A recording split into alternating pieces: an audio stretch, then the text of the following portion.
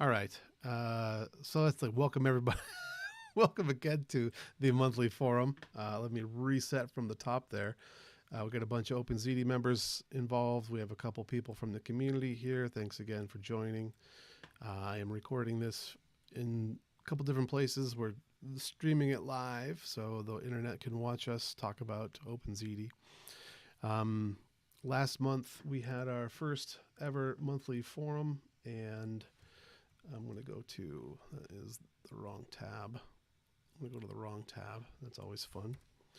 I'm going to come here. Actually, I wanted to go here instead to see last month's monthly forum, because last month's monthly forum had a bunch of, this is what I want, right? This is, no, this is, yeah, that's January 6th. Okay. Oh, actually, I got to change that, don't I? This is actually January 12th. I changed it.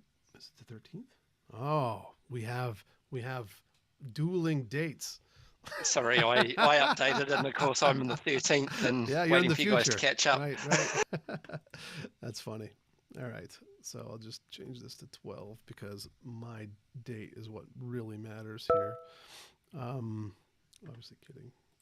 So we had some forum activity last month as well. We do have a few issues filed.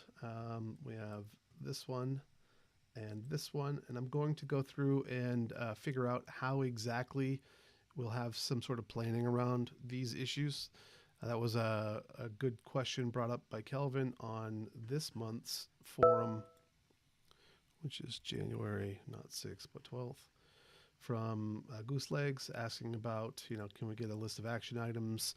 Can we have a time scale for when, if ever, these things will be implemented? I think that's a perfectly reasonable ask. It is currently still TBD. I have to figure out, or we have to figure out some reasonable way to do that. Right now, it is a bit of a challenge, and I think maybe GitHub will help us with a project that allows us to put some of these things on a board somewhere and figure out what their relative priorities are. It is a bit of a challenge given how many different projects and sub projects there are within the OpenZiti project, but we're going to try our best. So, with that said, I'm going to skip over to this month's agenda. Um, I actually, you know what? I think I might put action items at the bottom of this. That way I can just type the notes in here. I'm going to put the first action item in, which is forum ideas need to be in the form of a GitHub issue. So I had noticed in this month's document, Google Doc, that we have a lot of um, exposition involved and kind of a few issue lists. So I want to make sure I think it's all good information, but it's stuff that we don't want to have locked inside of this document. And there are some things in here that I think were probably better for a forum question, but or just commentary back and forth on a GitHub issue. So I think what would be helpful to this particular process is to have a mandate that there will be a GitHub issue that covers what the feature is that we want to create or do or implement. Now, that might be challenging. Sometimes there are cross cutting types of issues which are difficult to have in a single bucket. So you might have to ask, where am I going to put this because it doesn't fit anywhere. And we'll have to figure that out when time comes. But we'll start off with the agenda items. I also don't know if people inserted at the top of the queue or at the bottom. I want to believe that people were good and started at the top. But I see Paul is the first at the top. Paul is a member of OpenZiti. So I'll just ask, Paul, did you insert at the top of the queue or did you go to the bottom? It was the first entry. Perfect. Well, then we will just go in order. That is what I wanted to be able to do. So, Paul, you have an item that says the desirability of allowing full access to filter API. Filter API is capable of arbitrarily complex entity joins. Could select identities. Do you want to just take us through a little bit about what this means? And also, So I think, yeah, would you agree that this could be an issue that could be documented? Well, it's mostly I wanted to get some feedback on whether something was desirable or not, right? So like, uh, Okay, so that would be a good. you know, That's a good point. Then I did put a caveat in there for bullet point items, things that we just want to discuss. So I think that that fits the bullet point, perspective. yeah. So yeah, because so basically there's the we have our REST APIs and you can filter on various things, but the underlying storage engine lets you do more complex filters, sort of like almost GraphQL style, where you can kind of chain entities together and do relatively rich filtering. And I wasn't sure, we've talked about whether we want to make that available to more generally before, or whether we should keep that just for internal use, internal to the sense of queries happening inside the server. Um, and I didn't really want to put any work into making that public if nobody saw a good use case for it, right? So I mean, it would be neat, but we don't want to expose that capability without somebody actually wanting it.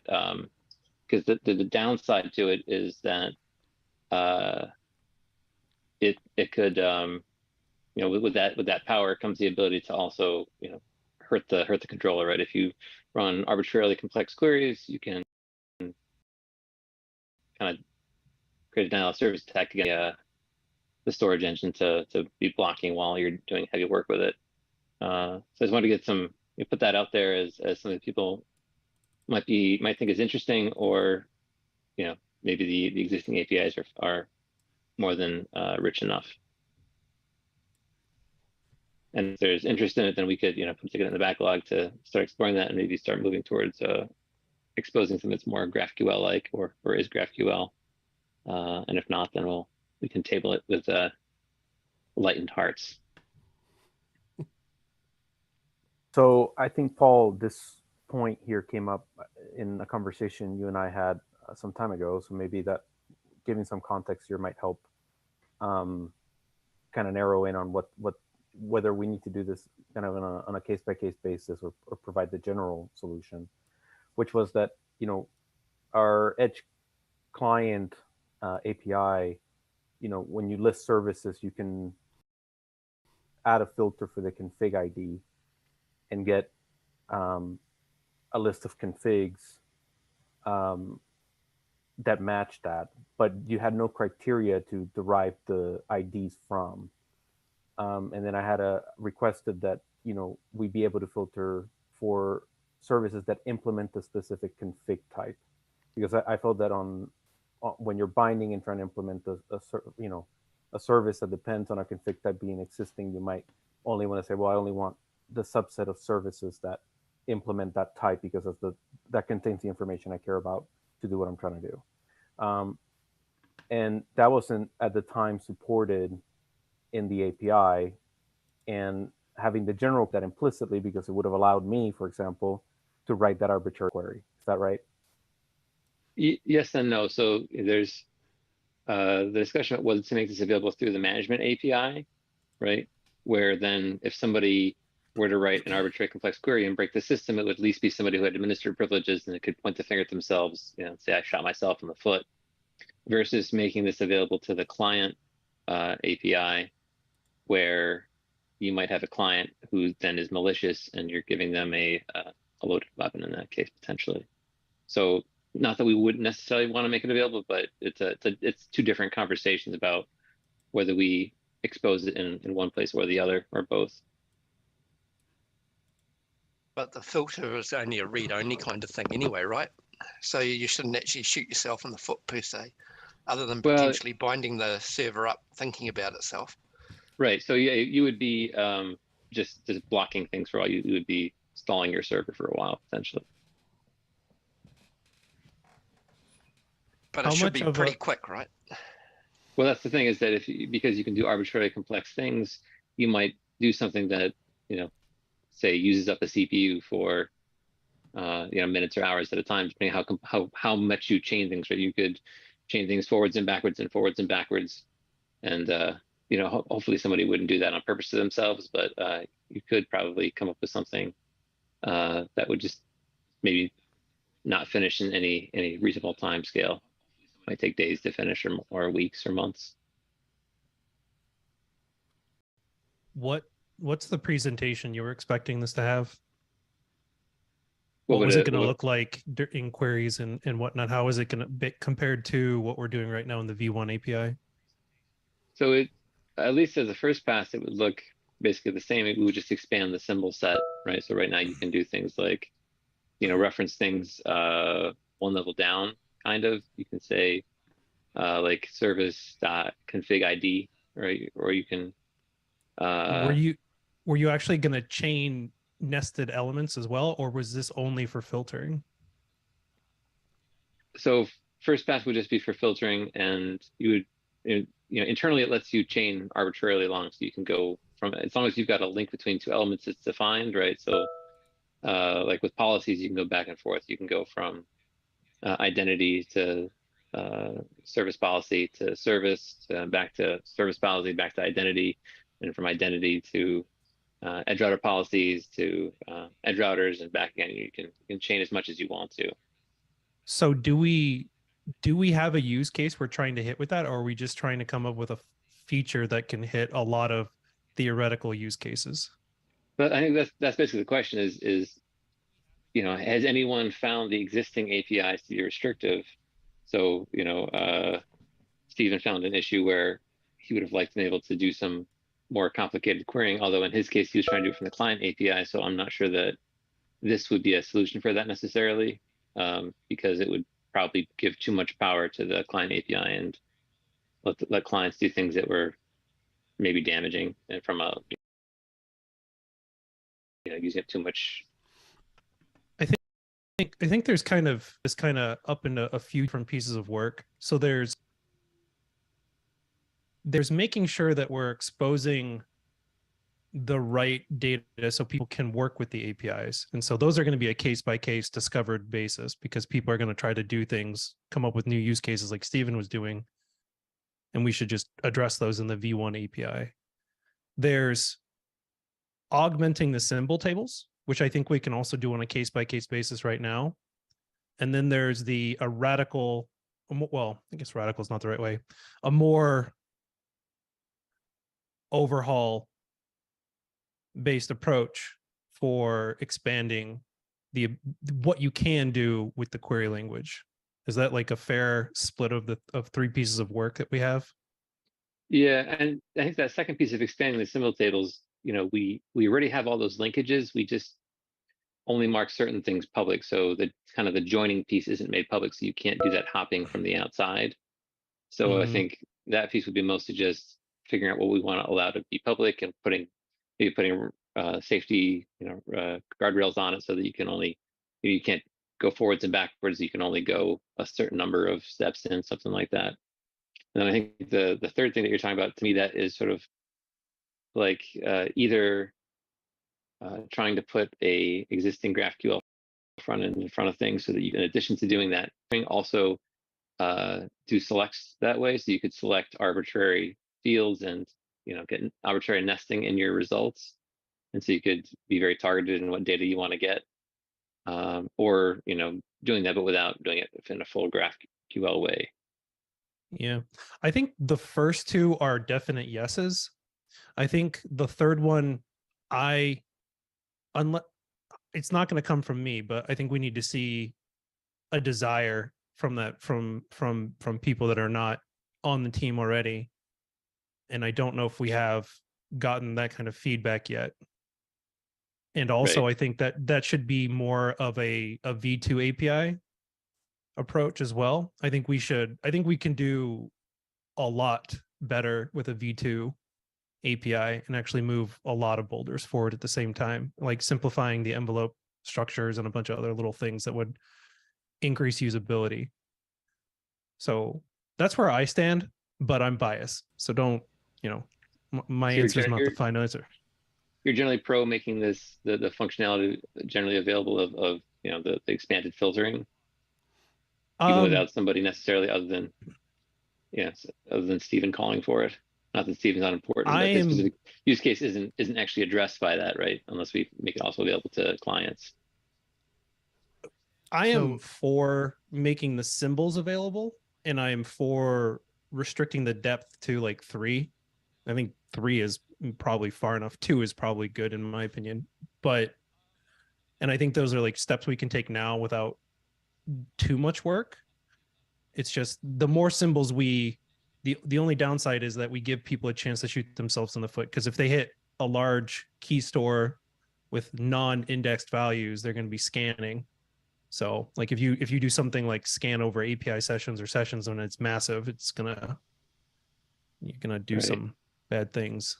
I mean, I was actually the fact that that API sessions and sessions are changing somewhat in the future made me a little less worried about it, but I don't know how those will be exposed via the API in the future. So I'm not sure Those whether I should are- be reassured or not. What I'm hearing here is that I heard 2 yeses from Andrew, so definites, right? So it sounds like do we make 3 issues out of this, and continue this I think- conversation later? I think that's a good approach. And I think the third issue should be a V2 API where we explore concepts like GraphQL and other advanced forms of API presentation. I don't know if we should be putting a lot of energy into that right now, personally, unless you really feel like you want to go do it and it's like really important. But Yeah, I mean, don't know. I've got a huge backlog, so Yeah. All right. Well, let's do that then. I don't. I was trying to figure out if my audio worked, and I don't know if I succeeded. So hopefully, I'm going to be audible afterwards. But can we, I guess, take the action to separate it into the 3 different approaches that were being mentioned, or the 3 different issues, and call that acceptable discussion for this particular topic, and revisit it later? Is that all right? that goes go with me. Cool. All right. Well, that lets us move on to our first guest appearance from Mr. Scott Evans, also known on the forum by Markamind. I see 1, 2, 3, 4, 5 items from Scott here. And so, Scott, do you want to take us through the bullet items and we can discuss them? What I'm going to do is I'm figuring we're going to do like 30 time box to say 20 to 30 minutes on these. And then so we can get through the last 2, which are from Kelvin. Does that sound okay? Great. And thanks for making me available. So really excited to be here. They're sort of all linked together. So it started off with I was looking at another product that had MFA enabled with the SSH client, and I thought, oh, that'd be nice to have with the Zitified SSH. And then I started to look at it in a bit further and thought, well, it's getting actually quite outside my expertise. And then I saw Guacamole, which is more of a web-based SSH. I'm sort of very limited with my knowledge, but it appears you can do web-based terminals. I've seen this done in other platforms where cloud, you got your web-based terminal. I thought that's interesting as an alternative way of enabling MFA for the Zitified client, because now it's done on the Ziti desktop edge, modifying the SSH client. And then I come across this bubble tea. I really don't know too much about it, but I thought that was interesting. And there's a few other bits and pieces. So they're more really just discussion items. I'm very new. I'm not necessarily an expert Go developer, but it's more just guidance really. And I'm keen to work out maybe what's an approach, and I'm happy to like get my hands dirty and try to do some stuff. I did notice for the Java SDK that there is some MFA code, and thought maybe I could sort of look from that, but I'm not a Java developer, so I find it very hard to understand. But if there was a way where we could do like a show how it works, and then I could sort of that and sort of see how it applies to the Golang and learn Golang at the same time. So I've it's heard more right there in that introduction. Thank you for that. I've heard what could be issues in GitHub. The first one would be I'd like to extend ZSSH and here's how I'd like to do that. And that would give you an opportunity to put some thoughts down on a GitHub issue and comment back and forth. I think that would be probably a good approach. And the second would be on the Java one. I saw that in here, which is a MFA. How does document how MFA works with Java? Now, we have Eugene on. I don't know if Eugene is listening and can come off mute, but I don't know off the top of my head if MFA is supported in Java. Sounds like it is. Is that the case, Eugene? To be honest, I don't remember. I know there are some calls that we defined, but I'm not sure if it's actually working. So a great issue to file for that, Scott, would be just document MFA and how it works, or provide a sample, which we don't have. I don't, and I'm sure we don't have. Right? You didn't find it, so we must not have had it.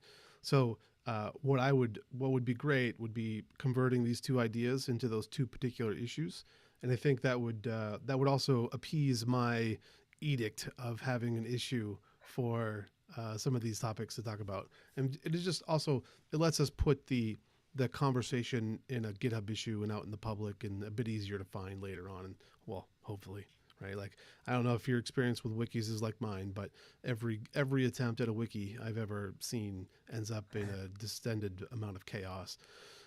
So hopefully it would be at least searchable and, we can find it that way. Mm-hmm.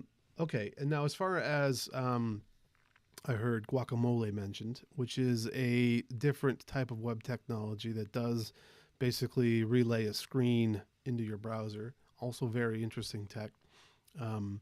Kurt, who's not on the call and works on the browser project, has demonstrated guacamole running through browser. So that is something that has been considered and talked about in the past. I don't know if it particularly fits with ZSSH insofar as it requires a browser and ZSSH doesn't. I know Steven's also doing some interesting work around SSH with various providers, so Ansible and whatnot. So I think there's some work that's getting done in those particular areas. As far as the Zetified SSH goes and ZSSH, and you want to add a feature to it, like one of the features I know that it needs is password support. So I don't know, Ken and I think might have talked about that in the past about adding password support. Right now it only supports certificate-based authentication. That would be a nice getting your feet wet kind of project to do in the Go SDK. Yep, great. Does that cover your ZSSH point? Yeah, that's all good. That's really good. Yeah, that covers most of the points. Okay, and then I do see you mentioned Python down here.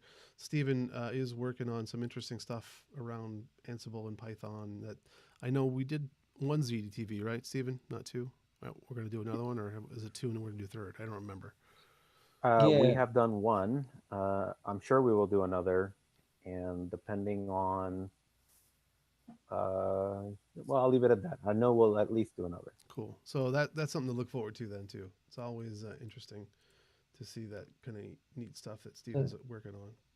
Yeah, go ahead. It covered off most of those things. We sort of scrolled down a bit further, and then there was a question I had around. I found some different things. Could you just scroll down a little bit further? We can probably ignore the bubble T. That's something a bit abstract. But the one down a little bit further, the last one, this transaction. I can't read my writing. It's a transaction. Here, let me see if I can make that bigger. Is that better? Yeah, transparency capabilities. So certificate transparency. So Megan, I'm not really familiar with certificates. I saw this as an external user going, well, it's almost like a way of reviewing of auditing all the public certificates. And I thought, well, that's interesting. Because OpenZiti is all, you've got 3 different PKI certificates. And also you can integrate external PKIs. I thought, well, I'm not quite sure how it relate, but it could be an interesting way of vetting or auditing, especially if you use your own PKs. But again, I'm not really familiar with this stuff. I just saw it. I thought, well, it's an interesting concept. There is a lot of certificates that's based upon OpenZiti. Is there relevance for this? So I thought just post it there and see if it makes any sense. I know myself, I have stumbled across the term certificate transparency a bunch, but I'm no pro. Andrew, is that something that you've been familiar with or have any concept of? Or I don't know what this project is. I can take a look at it though. Yeah, basically it just audits that. What my understanding is that it audits the issuer and makes sure, and so it's sort of like a closed loop validation that there's no bad certificates being issued, if that makes sense. Immutable record for CA certs. It's a Merkle tree of CA certs. Yeah, because this is done more for public CAs. I thought, well, what private CA to sort of deepen the level of protection around quality of certificates being issued. Yeah. The issue, I'm not sure how this works, but I'm just obviously I can only look at the high level. I can't get in there and read it. But if it requires a CA publicly publish what certificates are being issued, ZT networks usually operate in a private facility where exposing every certificate that's issued could be considered a security breach of information. So it tells you who's on this network, that this network exists. So if that's the angle, I don't know. This would have to be something people can elect to do. If somebody wants to run a public network, but if this is aimed at public CAs and CAs that are being used in a public fashion, then it's yeah, because I'm seeing like Let's Encrypt, I'm seeing DigiCert. These are all very big CAs. I was thinking more the other way around. So how do you get transparency around your own certificates? So how do you audit your own? If it makes sense.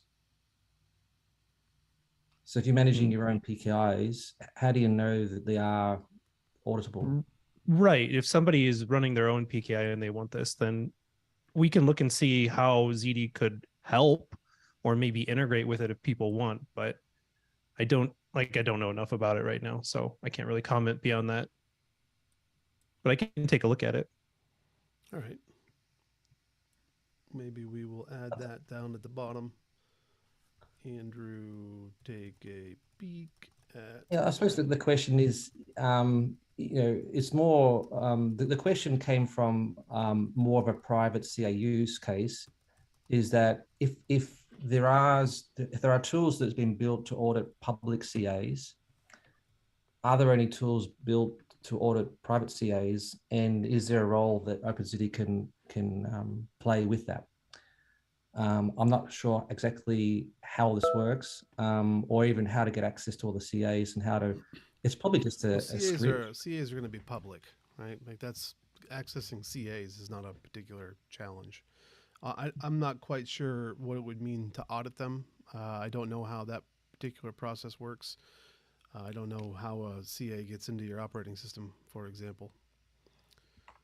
I think we can take an action though, take a look and see if there's anything interesting there. And if there is, then we can follow up. Maybe we'll just make a discourse post and answer. I do see a chat on the old here. Oh, there. Okay. how Sorry, I just found it. CT I just found there's a link on there, basically how it works. So it looks effectively like when you request a certificate from the CA, you kind of get a pre-certificate, which kind of then gets verified that the CA that you're sending to is the CA, and then it kind of rolls around, and then eventually you get a certificate out the other end of it. And I kind of think that's potentially what you may want on a public domain. I don't really see the use of it per se inside a private CA though. When you kind of own all the keys to the kingdom, you're probably going to know pretty quickly if it's been tampered with or something like that, right? And it's probably it's probably something outside of ZT per se as well, I would suspect. Well, given a good 10 or 15 minutes, I think is a reasonable ask of Andrew. Do you think that's all right, Andrew? Take it a look. Yep. And then we'll take a look and see if it's applicable in some way. And if it is, then great.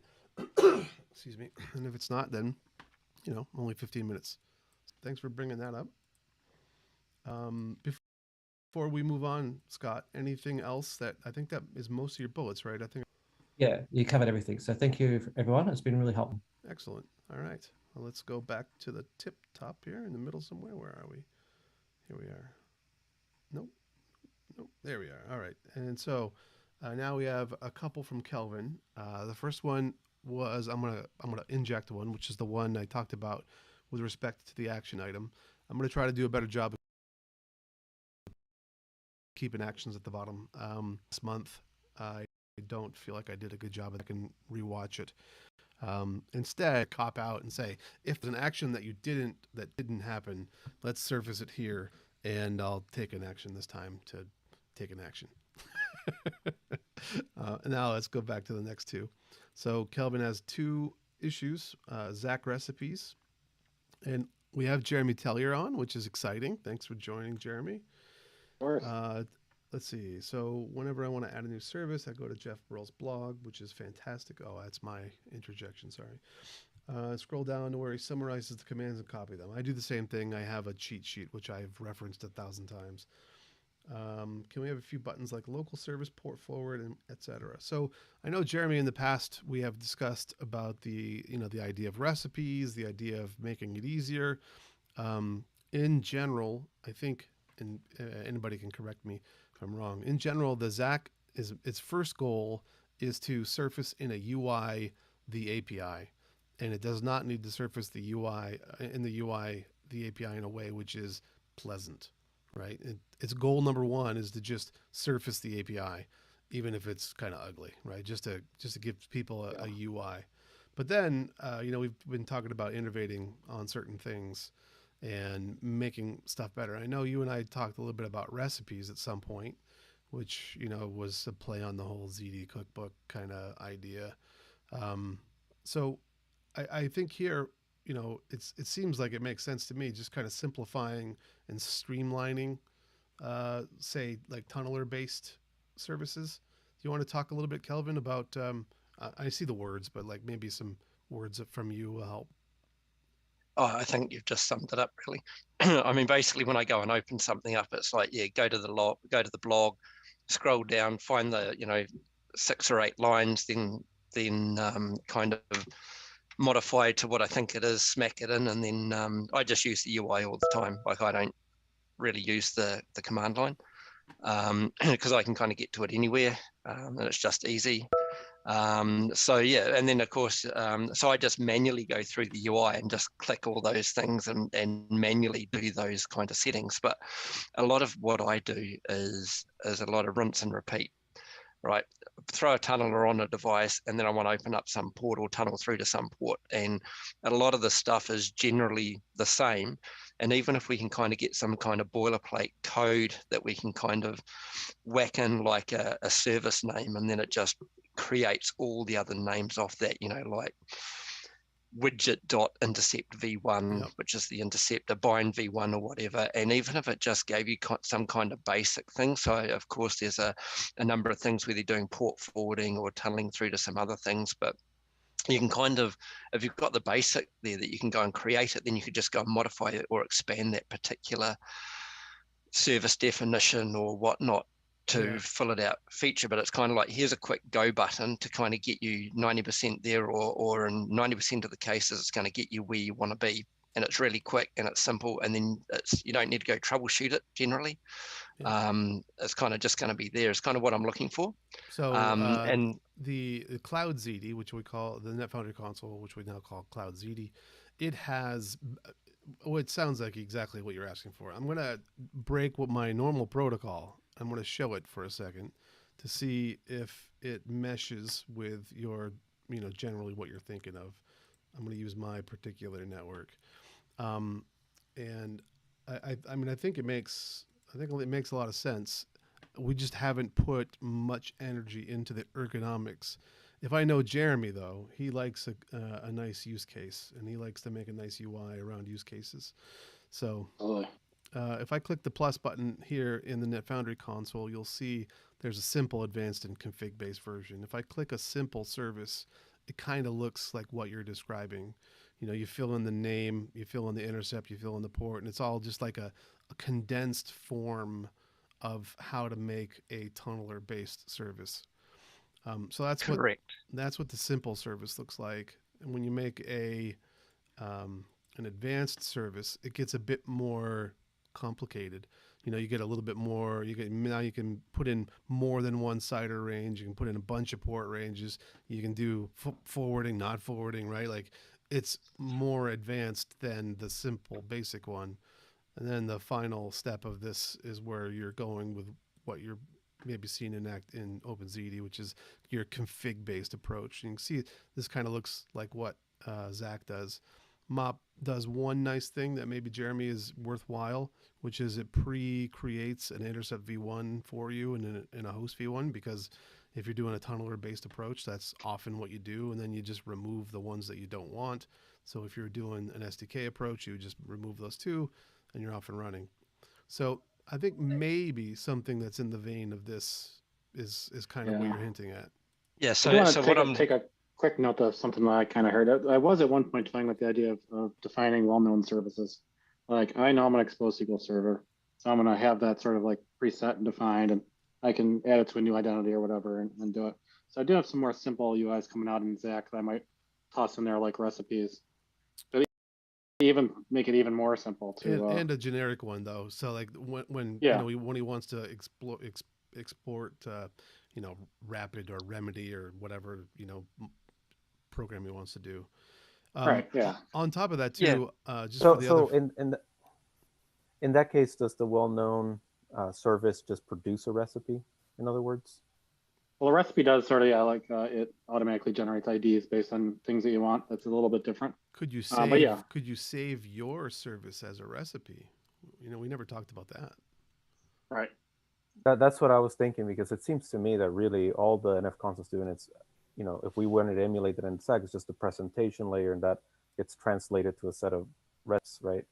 Correct. Yeah. So the idea is to kind of think from a new user coming along, they go through the quick start. If they go through the UI or whatever, and they go, right, now I want to do something else, then you're back into the weeds of figuring out how you define the service and all that kind of stuff. If we can kind of make it really high level, that someone just say, I want to go and expose my web server, and I know the IP address that it is, and I want to expose it kind of these kind of things. I can go through really quickly, point and click, and I have a way of doing it. And then it's presented, and then they can worry about just getting on and using it without having to kind of worry about what's a bind and what's the intercept, and then I've got to go and worry, then create a service out of those two, and then go and create a policy around that. We can kind of abstract all that up with really kind of, I want this identity to go to this service, and that service then binds on this port, on this IP, or this edge client, or whatever it happens to be, this tunneler, and kind of just make it really 50,000 foot view. And then if they want to get into the weeds, you can go into all those other tabs down the side and kind of see what it actually did. Great. That's kind of my view. Is kind of make it simple for those to kind of consume it. Yeah, just upgrade some of the ergonomics. I think that makes a lot of sense. Jeremy, is there any questions, or that makes pretty much makes sense? I think. No, yeah. No, I definitely wanting to get a bunch of those sort of easy to use UIs in there very soon. Cool. Yeah, the other thing I would kind of just say as well, where you're just talking before about the well-known services. I mean, even from a port, you could probably have a simple thing, kind of name your service, because generally most ports are standardized, right? So you can say, look, I want to make a web server on a MySQL port or something like that, and almost don't worry about a port number, just put a name there. Oh yeah, it's MySQL, boom, and then have it almost like an advanced option where you can then say, actually, MySQL, I've changed from 1433 to some other port number, that you can kind of override that. So maybe that could be an option. Don't know. Yeah, sounds good. Yeah, like your own customized well-known service. Yeah. Stephen. Yeah. So that was kind of the idea around that. Yeah, I had just a question and just wanted to get the group's thoughts, right? Like, from where I sit, generally when I approach this stuff, especially like, talking about Ansible or perhaps Terraform, right? The recipe doesn't live in the target system so much as it lives in, a Ansible role or a Terraform module, right? And it takes as input the reduced set of information and produces the output. It produces the set of steps you run against the API. We of course have the open API specs that can generate, language libraries that for which language libraries can be generated, and those can also be used to run steps that take in some input and produce some output, right? So including some of these providers, right? I guess the question is this work something that belongs truly in the UI, or is this a matter of the fact that we just don't have the other bits yet in place that kind of support providing these recipes So one outside of of the the UI? I don't know if I quite entirely understand where you're going, not supporting the other bits, but UI definitely is like the Ziti CLI. It has the opportunity to have enhancements that are not necessarily part of the system, if you would, and it can do ancillary work that might make it easier to perform some routine step without being part of, say, the core. So it does have a bit of an opportunity to fit in places where it's not necessarily built into Ziti itself. But at the same time, if building it in Ziti makes more sense, then I think once we use it, once we start playing with it, I think it'll become more obvious. I will also say that this whole ergonomic question is something that Sean and I have talked about a fair bit too. He wants to basically do this sort of ergonomics for the CLI as well, and basically in the same way. So I'll just mention that. And then what I'm going to do is I'm going to move it along to the next topic, which was the process for adding documentation. I did see that this was closed. I know that it closed maybe today, maybe yesterday, and I know Ken and Kelvin went back and forth. So Kelvin, what's the thoughts here? Yeah, so I just saw Ken put a thing through this morning. Yeah, look, I think it's great. I think the change that's done is a positive change. But I haven't gone back to Ken yet, so I might as well say it here. But what I'll do is I'll wait. I think you said that there were some more changes to be done that was in the pipeline, another request. So I'll hold comment back. But I think the direction now is a lot easier and better understood from an outsider looking in. I think there's still a few more changes, but I'll wait till you've done, Ken. So once you've kind of finished your backlog of changes for it, then I've always got an opinion, so I'll give you another set of opinions on it. Yeah. But yeah, I'll just hold fire yet until you've kind of ready till you think you've got everything how you want it. I don't know if we'll ever be ready. I mean, like it's not. I want to be optimistic, but realistically, we have a bunch of changes that need to come still. So like when we showed this off internally, a lot of predictable output came out. Like, hey, this thing doesn't belong there. This was hard to find over here.